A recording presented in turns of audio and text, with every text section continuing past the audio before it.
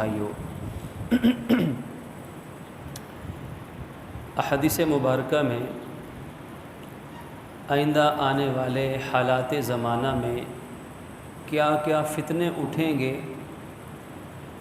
اور مسلمان کن کن حالات سے گزریں گے، بہت کچھ احادیث میں بتا دیا گیا ہے۔ صحاح ستہ جو احادیث مبارکہ کی سب سے اہم 6 کتابیں ہیں، ان کے علاوہ ہر بڑی کتاب کے اندر کتاب الفتن کے نام سے پورا ایک باب، پوری ایک کتاب، ایک چیپٹر شامل ہوا کرتی ہے، جس میں وہ احادیث مقدسہ ہیں جن میں آئندہ آنے والے فتنوں سے متعلق امت کو آگاہی عطا کی گئی ہے۔ تو اس آگاہی کا اور ان پیشین گوئیوں کا ذکر، آئندہ آنے والے فتنوں کا مذاکرہ اس لیے ہے تاکہ امت قبل از وقت اپنے آپ کو ان سے بچانے کی فکر اور کوشش کرے۔ آپ کے سامنے چند احادیث مبارکہ اس ذخیرہ احادیث میں سے پیش کی جائیں گی، اور ساتھ ساتھ دور حاضر کے مسائل کا تجزیہ ہے، مسائل کا حل ہے۔ سب سے پہلی روایت سیدنا حضرت ابو سعید خدری رضی اللہ تعالی عنہ سے مروی ہے۔ آپ فرماتے ہیں کہ رسول اکرم صلی اللہ علیہ وآلہ وسلم نے ارشاد فرمایا کہ لَتَتْبَعُنَّ سَنَنَ مَنْ كَانَ قَبْلَكُمْ حَتَّى شِبْرًا شِبْرًا وَذِرَاعًا بِذِرَاعٍ۔ فرمایا کہ تم لازماً اپنے سے پچھلی قوموں کے راستے پہ چل پڑو گے۔ شبرن شبرن، شبر کہتے ہیں ایک بالشت کو، یہ ایک بالشت، کہ ایک ایک بالشت کے مطابق تم ان قوموں کے راستوں پر چلو گے۔ ذراعن بذراعن، اور ایک بازو، ایک ذراع، ذراع چھوٹی انگلی سے لے کر اس کوہنی تک جتنا یہ لمبائی ہے، یہ ایک ذراع ہے، کہ ایک بالشت کے برابر بھی اور ایک ذراع کے برابر بھی۔ مراد ہے قدم بقدم ہو بہو انہی کی نقالی میں لگ جاؤ گے، ہو بہو جو وہ کرتے تھے تم بھی وہی کرنے لگ جاؤ گے۔ یہ آپ کنہیں فرما رہے ہیں؟ اپنی امت مسلمہ کو آگاہی دے رہے ہیں کہ ایک وقت آنا ہے کہ تمہارا طرز زندگی ان جیسا ہو جائے گا جیسا تم سے پہلے لوگوں نے اپنایا، اور اس حد تک مشابہت ہوگی، اس حد تک تم نکل جاؤ گے، حتیٰ لو دخلوا جحر ضب تبعتموہم، حتیٰ کہ اگر ان میں سے پچھلی قوموں میں سے کوئی اگر ضب گوہ ایک جانور ہے، وہ زمین کھود کر اپنا سوراخ رہنے کے لیے گھر بناتا ہے، اس ضب جانور کے گوہ کے اندر، اس گوہ کے سوراخ کے اندر اگر پچھلی قوموں میں سے کوئی شخص گھسنے کی کوشش کر گیا ہوگا تو تم اس کی پیروی میں اس سوراخ میں بھی گھسنے کی کوشش کرو گے، جو کہ ایک فضول کام ہے، ایک لایانی بات تھی، ایک پاگلوں والا، دیوانوں مجنوں والا کام تھا۔ تو اس مثال سے محدثین فرماتے ہیں کہ یہ بیان کرنا مقصد ہے کہ تمہاری حالت یہ ہوگی کہ لکیر کے فقیر بن جاؤ گے۔ اگر پچھلی قوموں نے فضول کام بھی کیے ہوں گے تو تم ان فضول کاموں کے اندر بھی لگ جاؤ گے۔ اس کو بیان کرنے کا مقصد بچانا ہے۔ صحابہ کرام نے عرض کیا، اے اللہ کے رسول، الیہود والنصارى، کیا پچھلی قوموں سے مراد یہود و نصارہ ہیں؟ تو آپ نے فرمایا فمن، فمن کے معنی اگر وہ نہیں ہے تو اور کون ہے؟ فمن یعنی یہود و نصارہ ہی تو ہیں اصل میں، کہ جن کی پیروی میں تم لگ جاؤ گے، اور ان کی پیروی ان کے عقائد و نظریات میں بھی ہوگی۔ اگر انہوں نے انبیاء کے شانوں میں اتنا غلو کیا کہ بعض نبیوں کو اللہ کا بیٹا بنا دیا اور اللہ کے خدائی کے مقام تک پہنچا دیا، تو اس امت میں بھی ایسے پیدا ہو جائیں گے جو اللہ کے نبیوں کو یا اللہ کے ولیوں کو یا اللہ کے محبوب بندوں کو اس حد تک لے جائیں گی کہ گویا وہ خدا ہیں، عقائد میں ان کے پیچھے قدم بقدم چلیں گے۔ اگر پچھلی قوموں میں سے بعضوں نے انبیاء کو چھوڑ دیا تھا تو اس امت میں بھی ایسے پیدا ہو جائیں گے کہ جو انبیاء کی نبوت، رسالت اور اطاعت کا سرے سے انکار کر دیں گے۔ اگر پچھلی قوموں نے دنیا کی محبت کو اپنے دل میں اتنا بسایا کہ آخرت کو بھول گئے، تو تم بھی ایسا ہی کرو گے، دنیا کی محبت میں آخرت کو بھول جاؤ گے، اپنے دین کو قربان کر ڈالو گے دنیا کی حقیر حقیر چھوٹی چھوٹی چیزوں کے لیے۔ دین قربان، ہر جگہ دین کی قربانی دنیا کی چھوٹی چیزوں کے لیے۔ تو ہمیں آگاہ کیا گیا کہ تم اس فتنے سے اپنے آپ کو بچاؤ۔ کوئی بھی عقیدہ یا کوئی بھی عمل اپنانے سے پہلے یہ ضرور سوچ لو کہ کہیں ہم پچھلی قوموں کی پیروی میں تو نہیں لگ گئے۔ اور اس کا طریقہ کیا ہے کہ کتاب و سنت کو پڑھو، جو بہت سارے احادیث میں اس کا حل بتایا، فتنوں سے بچنے کا حل۔ کتاب و سنت کو پڑھو، کتاب و حدیث کو پڑھو، اور صحابہ اہل بیت کی زندگیوں کا مطالعہ کرو، ان سے روشنی حاصل کرو، ان کے راستے پر چلو گے تو تم انشاءاللہ اس فتنے سے بچ جاؤ گے۔ اور ایک اور مقام پہ حضرت عبداللہ ابن عمر ابن عاص رضی اللہ عنہما کی روایت ہے، فرماتے ہیں کہ شبک النبی صلی اللہ علیہ وسلم اصابعہ، کہ حضور نے اپنی انگلیوں کو آپس میں یوں جمع فرما دیا، یوں انگلیوں کو ملا دیا، اور فرمایا کہ وقال کیف انت یا عبداللہ ابن عمر اذا بقیت حصالہ قد مرجت عہودہم وامانتہم واختلفوا، کہ اس وقت تمہارا کیا رد عمل ہوگا اے عبداللہ ابن عمر، یعنی اس وقت تم کیا کرو گے، تمہارا کیا رد عمل ہوگا کہ جب تم اس حال کو پہنچ جاؤ گے کہ صرف ناکارہ قسم کے لوگ باقی رہ جائیں گے۔ حصالہ، حصالہ کے معنی ناکارہ چیز، جیسے ایک کھایا ہوا بھوسا ہوتا ہے، ایک جانور نے بھوسا کھایا، چارہ کھایا، اب چارہ کھانے کے بعد جو بھوسا، جو چارہ بچ گیا، وہ بچا کھچا ہوا جس کی کوئی حیثیت نہیں، کسی کام کا نہیں، تو بالکل بیکار چیز۔ تو ایسے لوگ جب ہوں گے کہ وہ حصالہ ہوں گے، یعنی وہ بیکار قسم کے لوگ ہوں گے، اور حالت کیا ہوگی کہ ان کے معاملات میں اور ان کی امانتوں میں دغا بازی ہی دغا بازی ہوگی، ہر معاملے میں دھوکہ دہی سے کام لیں گے،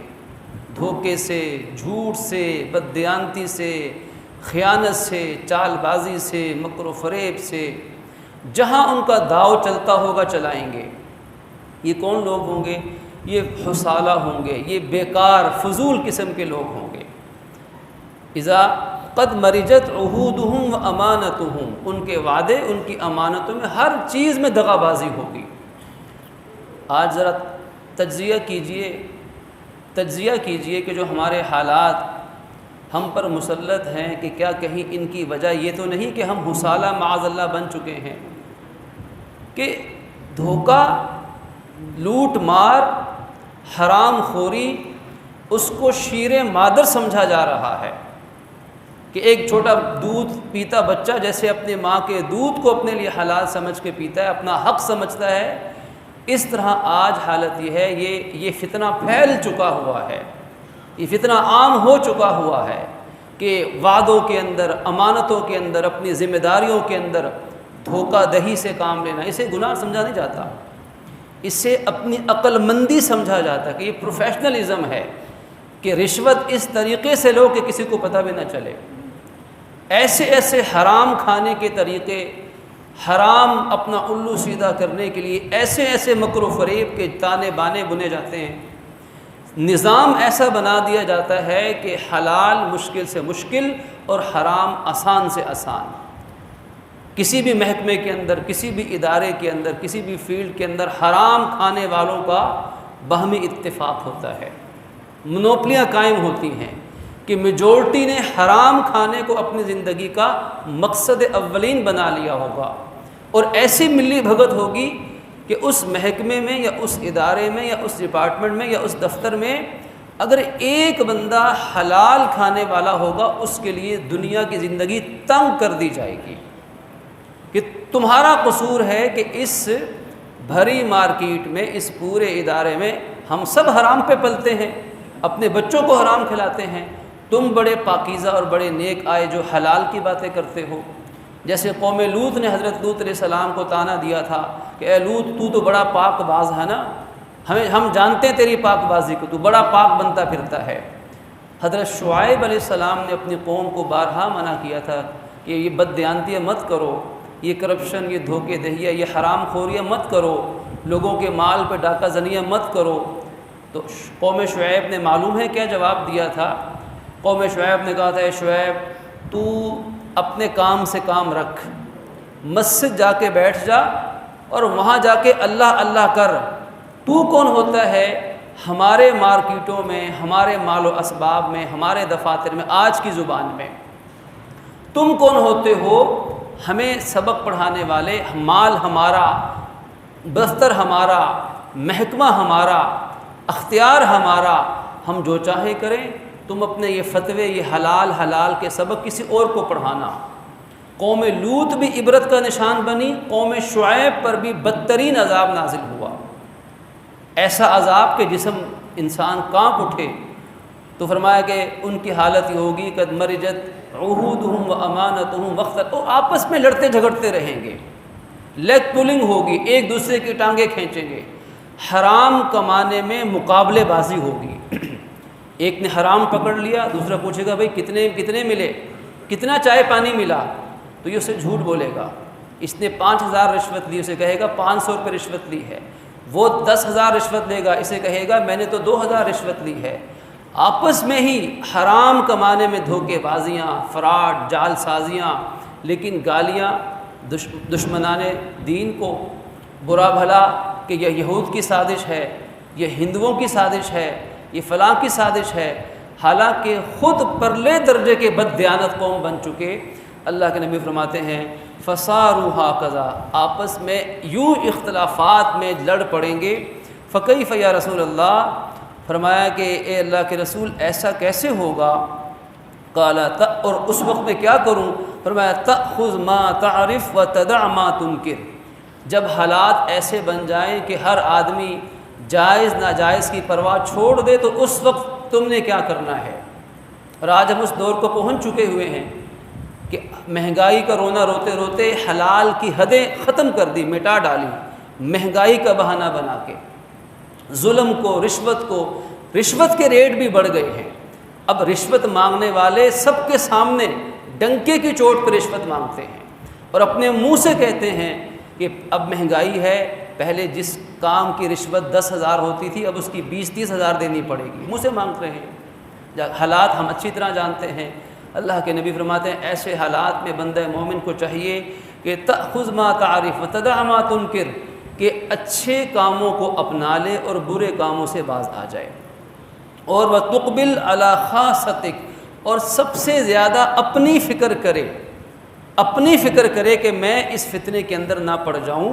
اپنے آپ کو بچانے کی کوشش کرے۔ وتدعهم وعوامهم، اور ان کو ان کے حال پہ چھوڑ دے، اس لیے کہ جب یہ یقین ہو، یہ شرعی مسئلہ بھی ہے کہ جب یہ یقین ہو کہ دوسرا شخص آپ کی بات ہرگز نہیں مانے گا، آپ اگر حالات ٹھیک نہیں کر سکتے یا سسٹم کو درست نہیں کر سکتے، یا کسی شخص کو جس کو نصیحت کرنی ہے اور آپ کو یقین ہے کہ وہ شخص آپ کی نصیحت پہ عمل نہیں کرے گا، تو اس کو نصیحت کرنا بھی لازم نہیں رہتا۔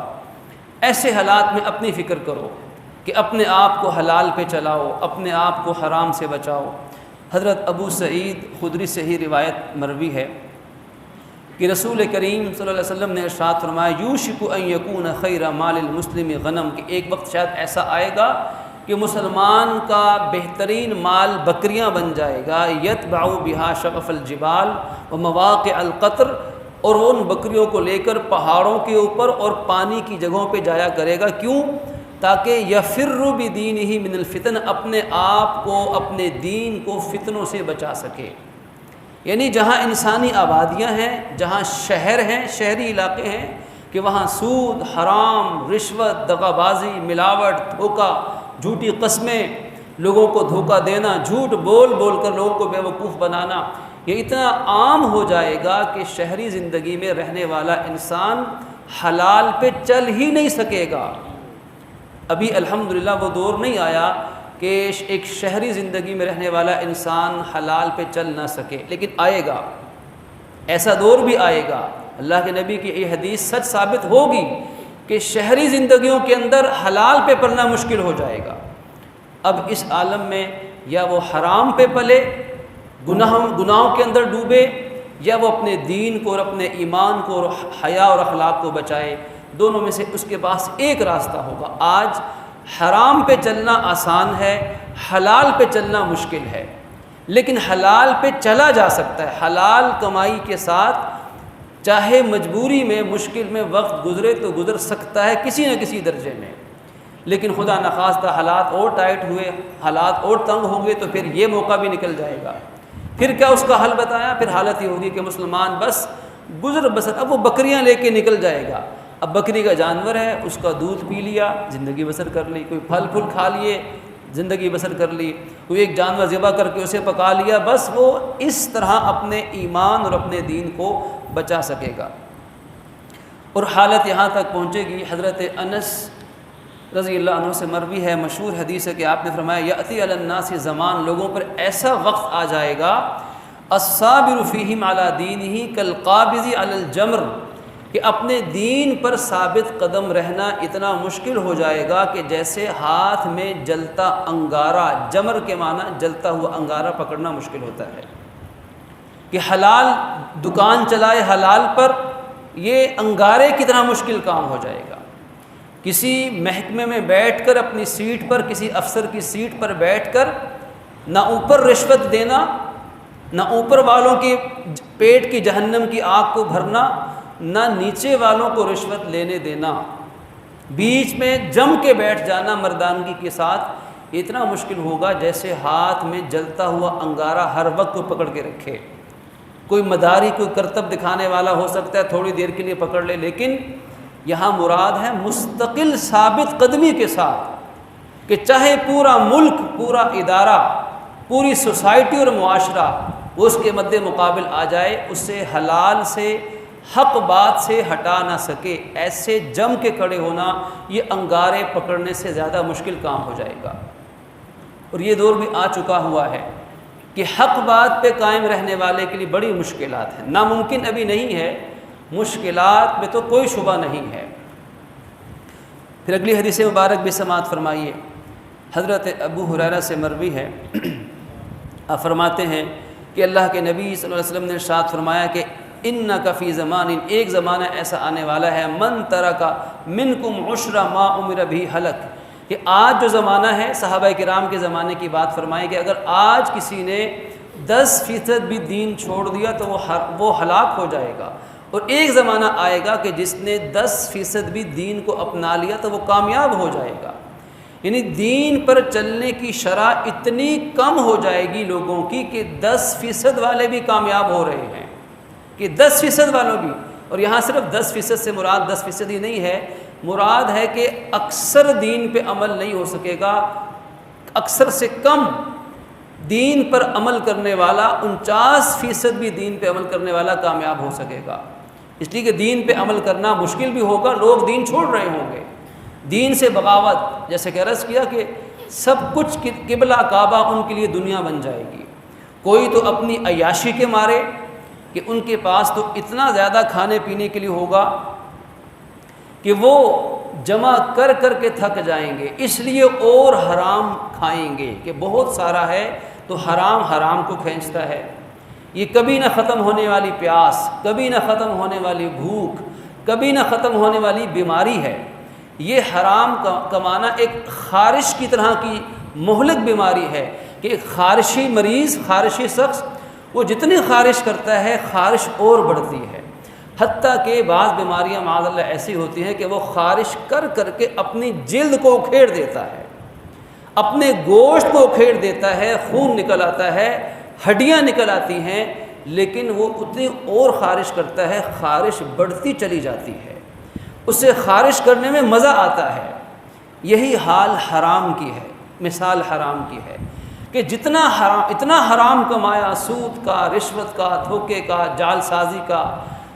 اور غریبوں کے پیسے چھین چھین کر، مسکینوں غریبوں سے ناجائز ٹیکس وصول کر کر کے اپنے خزانے اپنی تجوریاں بینک بیلنس بھر بھر کے اتنا کما لیا کہ اب کمانے کی چاہت خارش کی طرح لگ چکی ہوئی ہے،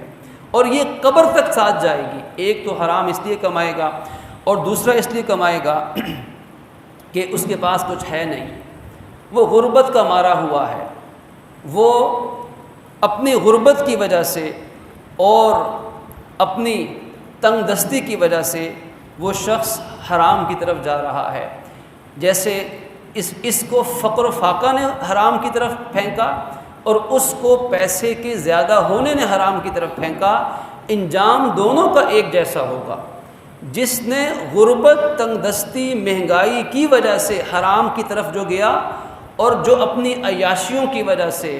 اپنی عیش کوشیوں کی وجہ سے حرام کی طرف جائے گا، انجام دونوں کا ایک ہی ہے۔ قرآن میں کیا بیان فرمایا کہ جو لوگ حرام کھاتے ہیں انما یأکلون فی بطونہم نارا، کہ جو حرام کھانے والے ہیں وہ اپنے پیٹ کے اندر جہنم کی آگ کو بھر رہے ہیں۔ وہ حرام نہیں کما رہے، دیکھنے میں وہ پیسہ ہے، ڈالر ہے، روپیہ ہے، کرنسی ہے، دیکھنے میں وہ چائے پانی ہے، کوئی کسی سے مٹھائی کے نام پر وصول کر رہا ہے، کسی کے پاس بہانہ ہے کہ ہم کیا کریں، افسروں کا حکم ہے، افسروں نے کہا ہے، کوئی اس طرح کہہ کے جواز نکال رہا ہے، کوئی کہتا ہے کہ ہم بچوں کا پیٹ کہاں سے پالیں، کوئی کہتا ہے کہ جی سارے ہی تو کر رہے ہیں، سبھی تو کر رہے ہیں۔ ایک شخص کو ایک موقع پر اس سے بات چیت چل رہی تھی، اور اس نے صاف کہا کہ ہمارے دفتر میں تو رشوت کے بغیر کوئی کام نہیں ہوتا، خود منہ سے کہا۔ میں عرض کیا کہ اگر رشوت کے بغیر کوئی کام نہیں، ذرا کبھی آپ نے سوچا کہ اگر کوئی کسی مظلوم کی بد دعا لگ جائے، آج کتنے ہی مسلمان، کتنے انسان ایسے ہیں ہمارے اس وطن عزیز کے اندر جو خط غربت سے نیچے انتہا درجے زندگی گزار رہے ہیں۔ ابھی کچھ دنوں کے پہلے کی خبر کہ ایک ماں نے اپنے 3 بچوں کو زہر دے دیا۔ ایسے واقعات ہماری خبروں اور ہماری میڈیا کا اب مستقل حصہ بنتے چلے جا رہے ہیں کہ فلاں نے خودکشی کر لی، فلاں پنکھے کے ساتھ لٹک گیا، فلاں نے اپنے بچوں کو گولیاں مار دی، فلاں نے زہر دے دیا، فلاں نے گلا کاٹ دیا۔ ایسے واقعات یہ ہمارے معاشرے کی اخلاقی موت ہے، یہ کسی ایک فرد کی موت نہیں۔ ماں اپنے بچے کو کب مارا کرتی ہے؟ کب انسانی تاریخ میں ایسا ہوا کہ مائیں اپنے بچوں کو خود ذبح کرنے لگ جائیں؟ مائیں اپنے بچوں کو ذبح کرتی ہیں۔ کیا اللہ نے ماں کو ایسا بنایا تھا کہ اللہ نے باپ کو ایسا بنایا تھا کہ اپنی بیٹی کو اپنے ہاتھ سے اس کا گلا کاٹ دے؟ نہیں، ایسا نہیں۔ لیکن معاشرے کے اندر بڑھتا ہوا ظلم، ناانصافی کی چکی اتنی تیز چل رہی ہے کہ انسان دماغی طور پر باولے ہو رہے ہیں۔ یہ پاگل پن، یہ ذہنی تناؤ اور ذہنی دباؤ انسان کو اس طرف لے کر جا رہا ہے۔ یہ معاشرے کی انتہا درجے کی بدقسمتی اور شرمندگی ہوتی ہے کہ جب معاشرے کے اندر ایسے واقعات رونما ہونا شروع ہو جائیں، اور یہ خطرے کی گھنٹی ہے، یہ اللہ کی طرف سے ایک آفت اور آزمائش آنے کی نشاندہی کی جا رہی ہے کہ دیکھو جس طرح آج وہ مسکین، اس کے بچے بھوکے تڑپ تڑپ کے مر رہے ہیں، اور کھانے والوں کے پیٹ کی جہنم نہیں بھر رہی۔ جب معاشرے میں ظلم اتنا عام ہو جائے کہ ہر قسم کی عیاشیوں کو پورا کرنے کے لیے مخصوص طبقہ، صاحب اقتدار طبقہ، صاحب اختیار طبقہ، اور ملک اور ریاست کے اوپر اداروں پہ قابض ہونے والا طبقہ جو اژدہا بن کر 75-76 سالوں سے ملک کے خزانے کو کھا رہا ہے، اژدہا بن کے بیٹھا ہے، ہر چیز غریبوں سے لے لے کر امیروں کو دے دی جائے۔ اگر ٹیکس دینا ہو تو غریب نہیں دینا ہے، غریب مرے جائے جہنم کے اندر، اس کی اولاد ذبح ہو جائے، لیکن ان کی عیاشیوں میں کوئی فرق نہیں پڑنا چاہیے، ان کی نیند میں، ان کی حرام خوریوں میں کوئی خلل نہیں آنا چاہیے۔ وہ کہتا ہے اسی کی کریے سانو افسرہ نے کیا ہے، وہ افسروں کا بہانہ بنا کر خود حرام خوری کرتا ہے۔ اور افسروں میں بھی ہوتے ہوں گے حلال کھانے والے بھی، حرام کھانے والے بھی، لیکن اللہ کا نظام یہ ہے کہ جس قوم میں یہ ظلم پھیل جائے، ناانصافی، دوہرا معیار زندگی، ایسی منافقت تو شاید منافقین مدینہ نے بھی نہیں کی ہوگی جن کے بارے میں اللہ نے کہا تھا ان المنافقین فی الدرک الاسفل من النار، کہ جہنم کے سب سے نچلے گڑھے میں ہوں گے۔ عجیب منافقت ہے کہ جتنا ظلم بھی ہے، چاہے وہ بجلی کے بلوں کے ناجائز بلوں کی صورت میں ہو، چاہے ناجائز بھاری ٹیکسوں کی صورت میں ہو، چاہے کسی اور انداز میں ہو، کیا سارا ظلم سہنے کے لیے صرف ایک غریب، ایک متوسط طبقہ بچا ہے؟ کیا ساری عیاشیوں کے لیے صرف حلقہ اقتدار اور اشرافیہ رہ گئے ہیں؟ اگر قیامت اب نہ آئے تو کب آئے؟ یہ معصوم بچے روز قیامت اٹھ کر ان بڑوں کا گریبان پکڑیں گے، اللہ کی بارگاہ ہوگی،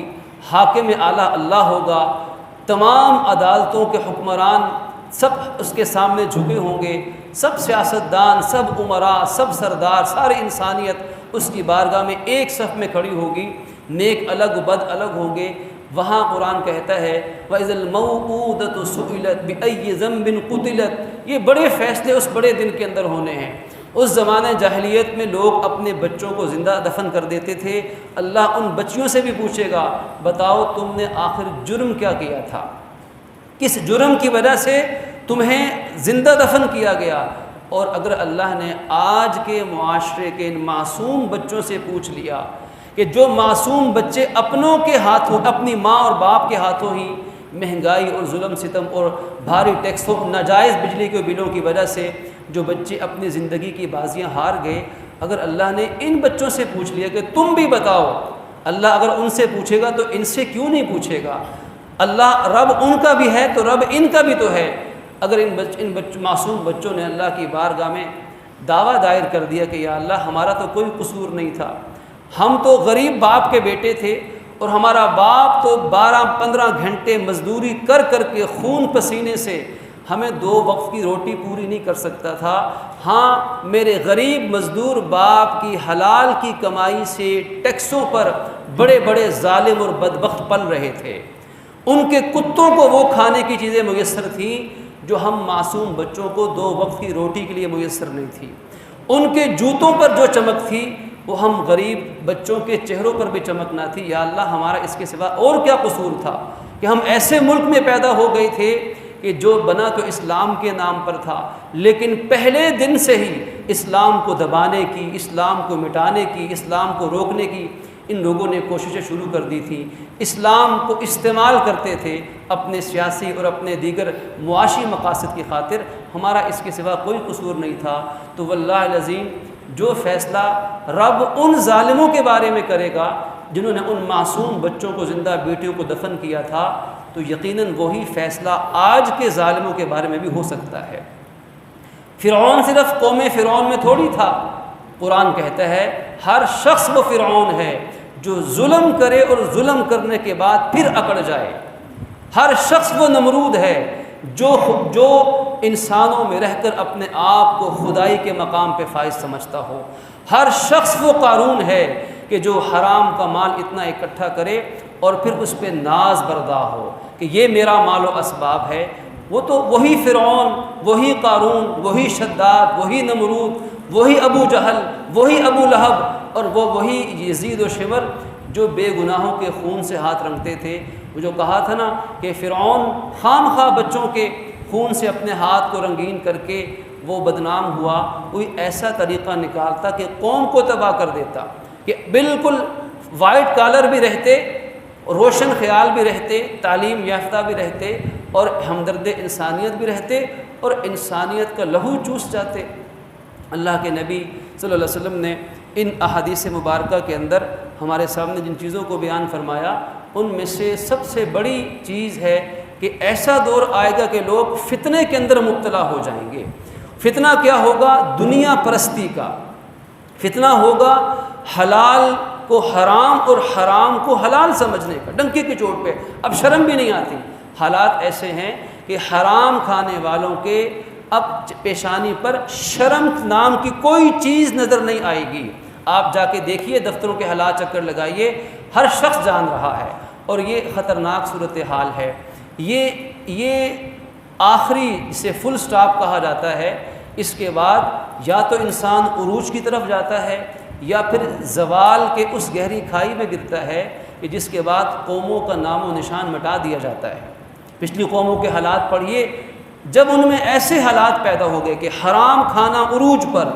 ناانصافی ظلم عروج پر، کوئی انتہا نہیں، جس کے ہاتھ میں اختیار ہے، جس کا جہاں داؤ چلتا ہے وہ چلاتا ہے، تو ایسا معاشرہ، ایسا ملک، ایسی قومیں قرآن کی زبان میں وہ ہلاکت اور عبرت کا نشان بنتی ہیں۔ ہم یہ دعا بھی کریں، ہم فکر بھی کریں، اللہ کے نبی کی اس حدیث پہ عمل بھی کریں کہ ایسے حالات میں سب سے پہلے خود دین پر قائم رہنے کی فکر کرو، اور اس کے بعد جو معاشرے اور قوم کے لیے تم کر سکو بہتری کے لیے، وہ تمہارا فرض بنتا ہے۔ اللہ رب العزت ہم سب کے حال پہ رحم فرمائے۔ وآخر دعوانا ان الحمد للہ رب العالمین۔